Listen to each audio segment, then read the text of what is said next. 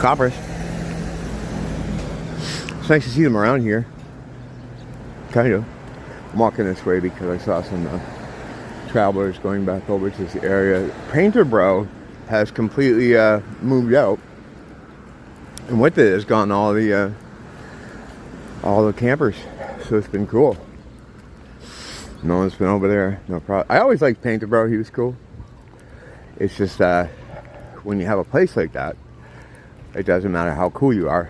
When you set up camp there, it brings a bunch of other people who may not be nearly as cool.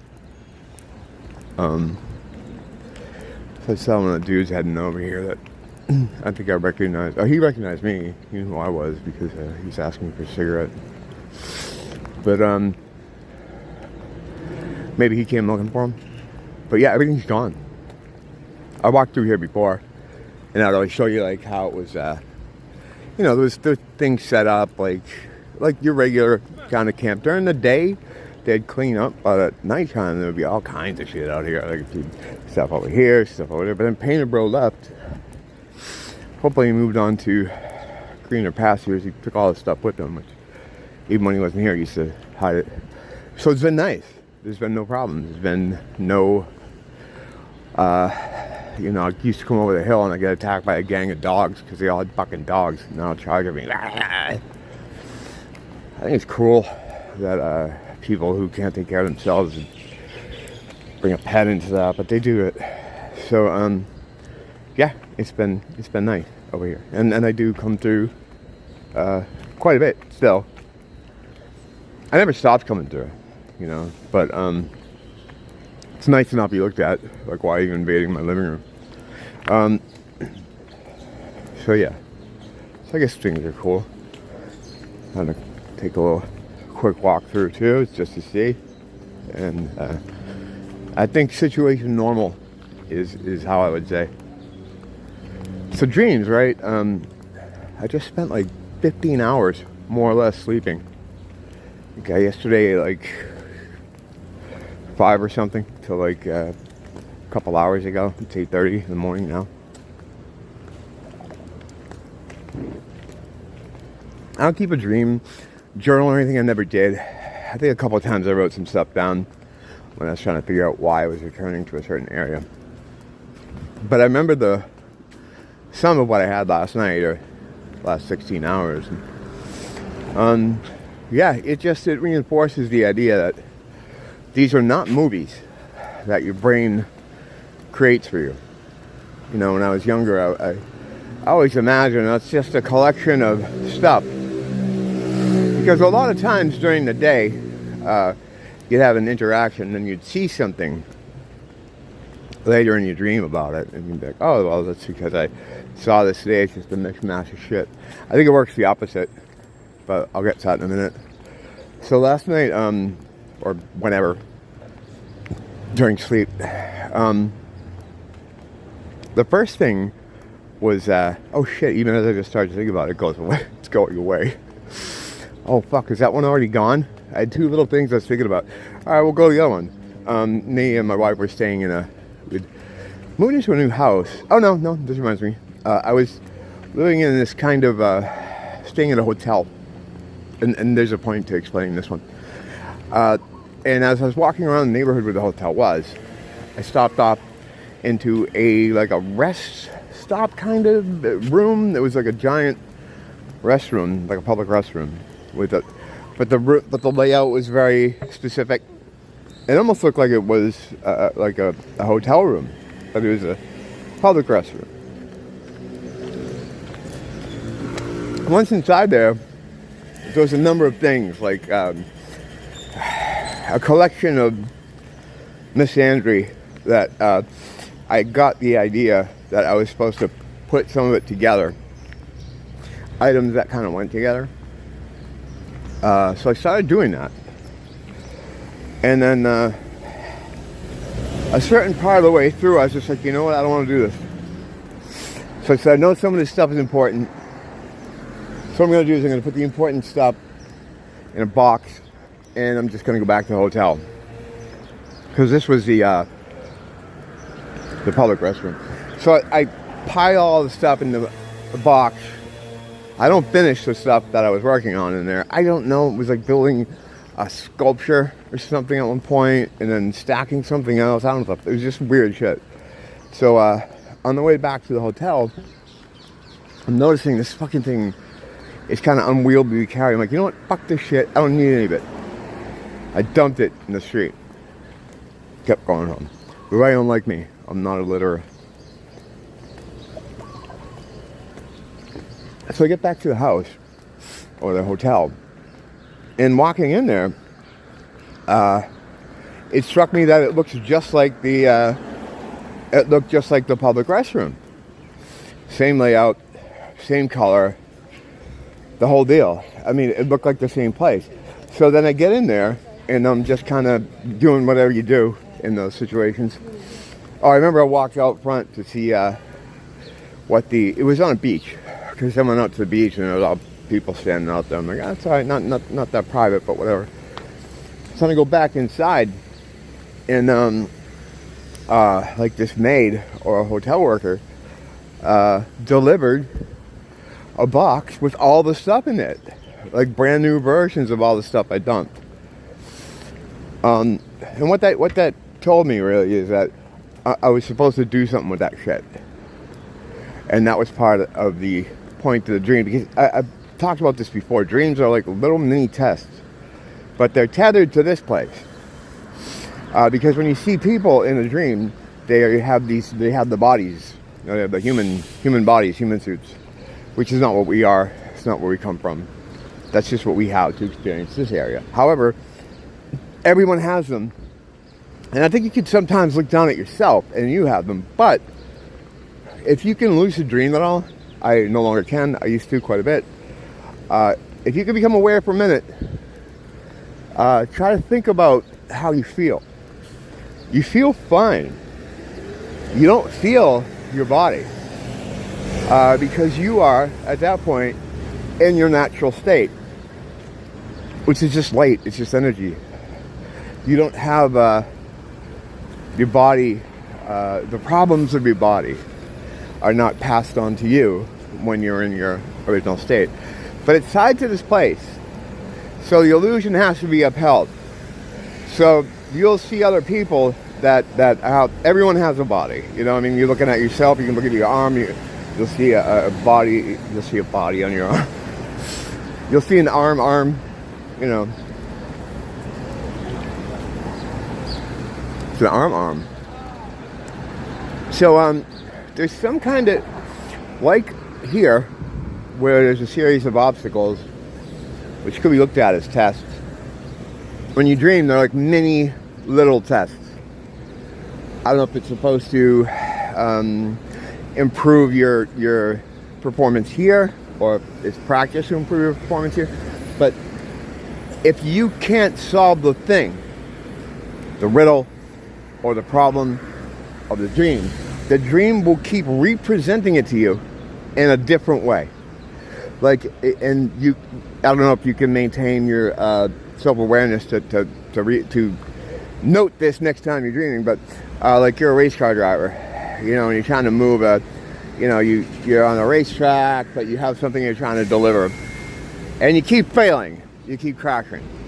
Okay, then it'll put you on a plane, and just out of nowhere, you'll be flying the same object in a plane, you know?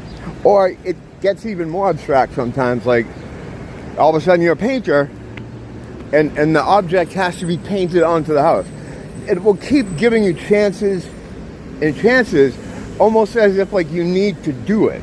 Almost to the point where it kind of feels like they're not teaching you as much as we want you to do this shit. And we're going to keep recontextualizing this whole entire thing until you figure out how to do it. Which makes me a little bit sus, like, why is that happening? Whatever, that's a whole nother side tangent. So in the next dream was me and my wife were staying in a house, but it was temporary. May have been on vacation, but I get the feeling we had moved for whatever reason. And we're in the living room, and I noticed like one of the walls in the living room is missing. So you could see the neighbors. You could see, and the neighbors were in like what looked like a mobile home.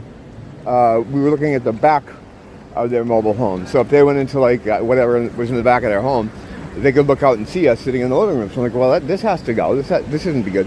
Now my wife is, because this is just the way she is. She's like, no, I don't want to change anything. This isn't our place. And I'm like, no, fuck that. This is her position all the time. It's a cultural thing, I think, where she's her first instinct is to follow the rules in almost every situation. She's Korean, Japanese. It's just a different culture where they try to help the whole. They try to help, at least this is just my interpretation anyway. A lot of what they do is in service of the group, the larger society, the larger people. It's not so individual centric as it is here in the Western world. So we always come to loggerheads a lot of times about, we can't paint the bathroom. It's like, fuck, yes we can. I'm painting it. So she's saying, whatever, we can't put a wall up. I'm like, well, what happens if you have like a dog or baby crawling around here? You have to have a wall. So as I go to investigate a little bit more the back of the room, I noticed there's like a pair of doors that were like, what do you call those fucking doors? Those wooden kind of barroom kind of doors, which led into another room, which looked like the room we were in. So I'm like, I didn't know there was a room back here. I'm like, shit, this should be the bedroom. Well, the thing I said, it doesn't matter. I said, this should be the bedroom. So as we're talking, I see like this little dude, and he's like a little sort of elf kind of character, climbing on the walls. Looks like he's picking up something. Now that could come from like seeing lizards all the time. There are always lizards in our apartment, in the stairwell and stuff. They're little guys. There's also geckos. You run into them too, and they're always climbing around the walls and stuff. You're not supposed to touch them. It's like a Hawaiian folklore thing about bad luck if you touch them, but they can come to you. So I've had them come to me and climb on me before, and they're cool. They tend to want to go up in your hair a lot. But so it felt like that was like a callback to that or something. But so it would have been, I guess, scary, but it seems like in dreams, like all this kind of stuff that I think back on later as something that seems a bit horrifying. When I'm there, I'm not bothered by it at all. Could tie into the demon thing I have. I'm never afraid of those guys. So, I don't know why there's God's protection, whatever. I don't know. So I get this thing, and I start talking to him. As I'm talking to him, he kind of grows in size. He becomes more of a regular sized person, and then turns into a woman. Like an older woman. Like an older, redheaded, very large woman. And then next thing I know, I'm talking to her, and she's in like a giant couch, like a Jabba the Hutt type of thing. She's really cool. And we're talking about stuff, and she starts talking to me about magic and stuff. And I'm like, oh, okay. Is that how you're doing that with the, I don't know what we talked about on my magic philosophy, which is, it's gay, you don't have to use it. But, I don't know how far it got into that. But at some point, I said, all right, well, I don't want to bother her anymore because she had some kind of power. She was a being with some kind of power. And I felt like I got the idea that she was just kind of entertaining me. Or just, she's putting up with me. She was suffering foolishness. But I didn't want to push it, so I started moving on. And I came in and I started walking home. Because for some reason, when I found this door into this other room, this is fucking retarded, I know, but point being, I found myself out of the house after talking to her. So then what happens is I came back around, and I knew I had to walk home. So in my mind, I kind of figured out where it was. And then I figured I'm going to go and a square around it rather than go back the way I came. Well, that was a dumb idea. It went on from there in a bunch of strange directions. I got picked up, hitchhiked a ride. I was trying to contact my wife to tell her I was lost because I got lost on my way home. But for some reason, I was also at the house. And she's like, no, you're right here. I'm like, yeah, well, I'm right there, but I'm also over here. I'm over here now. At one point, I came into this clearing where these giants, but they were dressed in like normal clothes. Fucking weird.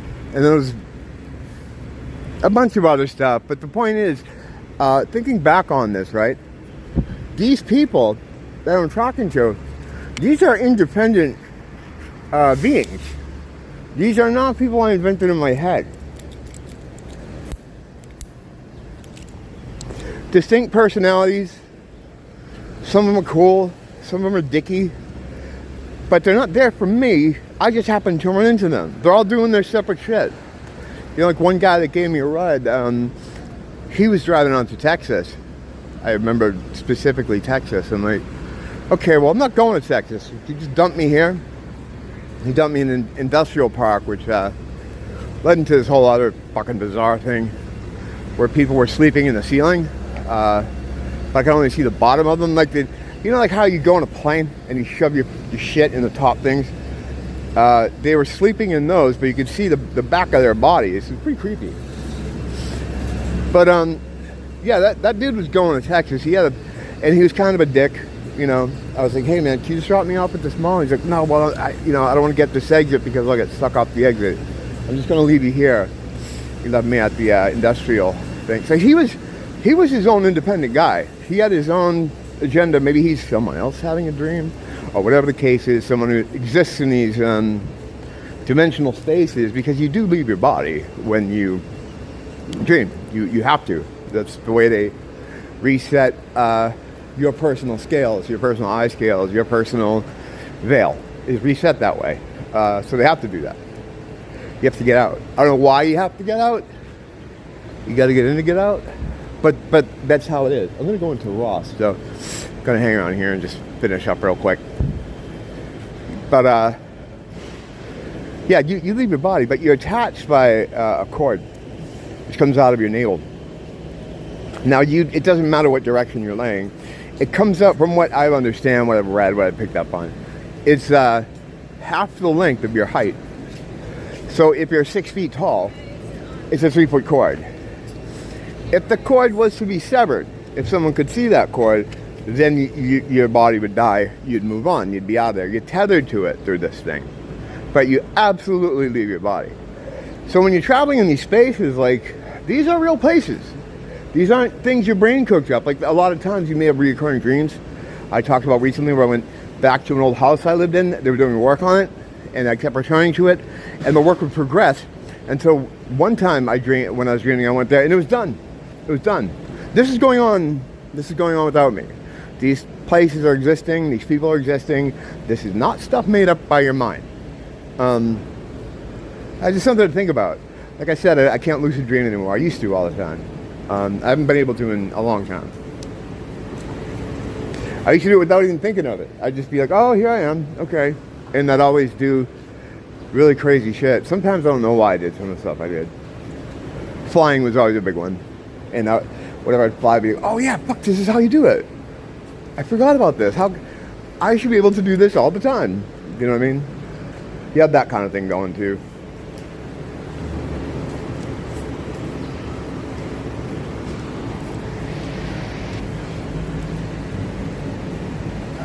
A little bit of makeup. Not a lot. Alright guys, I'll be back later. I just wanted to tell you a little bit my dream scenario. I still have half a cigarette left though.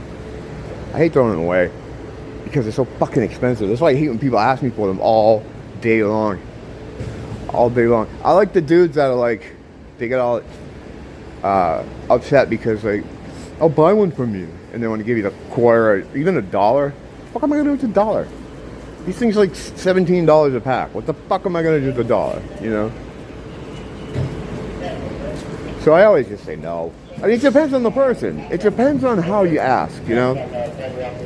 It depends on their approach. I've given them out. I mean, you've seen me give them out before. Some of the more guys that... Like, I know a lot of my guys out here. I know the ones that are quiet and don't cause trouble and just really, you know, the soft-spoken dudes. I'll always hook them out. There's a guy in my neighborhood that definitely had a head injury of some kind because he's covered in tattoos on his neck, and they wouldn't do that for someone who is as gone as this guy appears to be. So I think what happened to him is he had some kind of head injury that made him the way it is. I always hook him out.